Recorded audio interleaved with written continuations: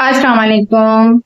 मैं doctor माविशेख Sheikh maker clinic से आप सबको खुशामदीद। आज जिस न्यू टॉपिक की इंफॉर्मेशन के साथ आए हैं उसमें हम बात करेंगे नी फर्टिलिटीज की कि अगर इसका कोई इश्यू हो जाता है तो हम इसको होम्योपैथी में क्या कैसे हेल्पफुल होगा, होम्योपैथी की ट्रीटमेंट क्या ले सकते हैं, अगर ऐसे पेशेंट आपके पास आ जाएंगे तो कौन से साइन ऑफ सिम्टम्स के साथ आएंगे, वो इस वीडियो की इंफॉर्मेशन में हम जानेंगे। शेख भूमि के चैनल को सब्सक्राइब नहीं करा तो सब्सक्राइब कीजिए, लाइक कीजिए, इंफॉर्मेशन को शेयर कीजिए। स्टार्ट लेते हैं अपनी वीडियो का कि अगर कोई भी पेशेंट आपके पास आता है और वो बात ये करता है कि मुझे घुटनों में तकलीफ हो गई है।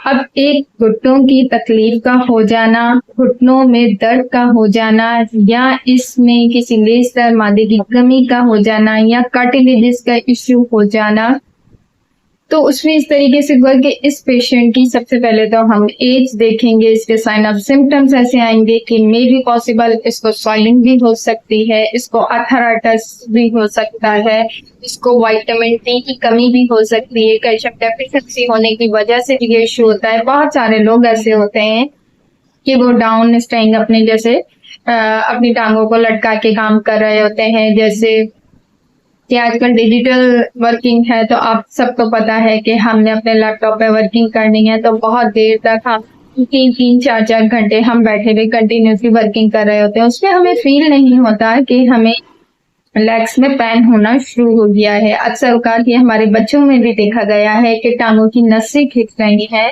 और उनको पिंडलियों में दर्द हो रहा है, कल पेन की कंप्लेन हो रही है। लेकिन यहाँ पे डिफरेंशिएट मैं इस तरीके से करती हुई चलूँ कि ये मैंने एक साइन ऑफ सिम्टम्स बताया है। हमारा जो मेन फोकस है वो यही है कि अगर कार्टिलेजिस की कोई वीकनेस हो रही होती है तो उसको हम किस तरीके से जज कर पाएंगे। ये पेशेंट में ओबेसिटी होने की वजह से भी हो सकता है। बहुत सारे लोगों को यूरिक एसिड भी बहुत ज्यादा बढ़ा हुआ होता है तो कुछ लोगों को इसमें भी ये तकलीफ हो रही होती है।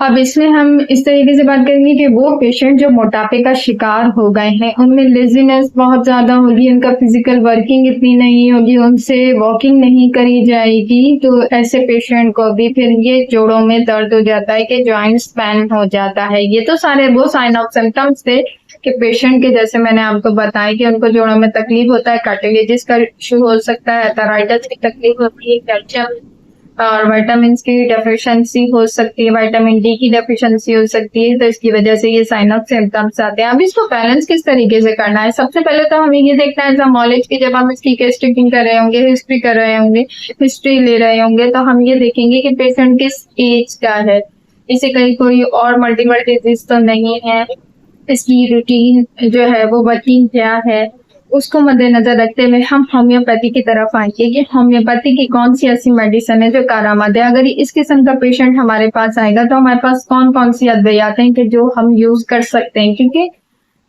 बहुत सारी मेडिसिन ऐसी है कि हम किसी मेडिसिन को एक स्पेसिफिक नहीं करते हैं। हम इसमें जो बहुत अच्छा रिजल्ट रखती हैं होम्योपैथी की मेडिसिन, जैसे कि हम रस्टार्ट का यूज करेंगे, ब्रायोनिया का यूज कर सकते हैं, आर्निका का यूज कर सकते हैं, हम इसमें कलकेरिया फॉस का इस्तेमाल कर सकते हैं, कलकेरिया कार्ब का हम यूज कर सकते हैं, कलकेरिया फ्लोर का इस्तेमाल कर सकते हैं।